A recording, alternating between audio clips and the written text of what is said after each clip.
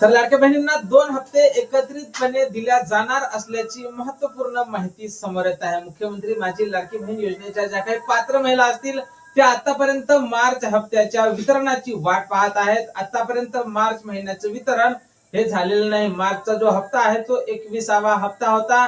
20 हप्ते आतापर्यंत व्यवस्थितपणे मिळालेले आहेत। जरी मागच्या हप्त्याला विलंब झाला तरी तो हप्ता सुद्धा आतापर्यंत सर्व महिलांच्या खात्यावर जमा झालेला होता।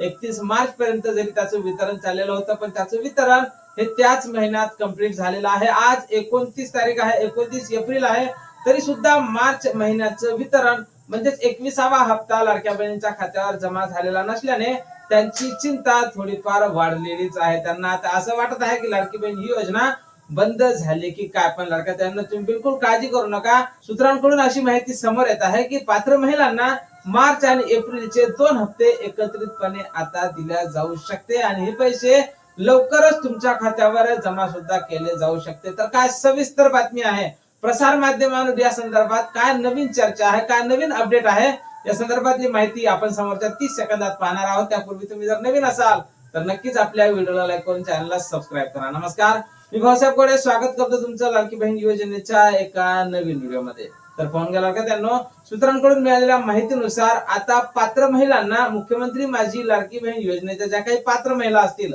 त्या महिलांना मार्च आणि एप्रिल असे 2 हप्ते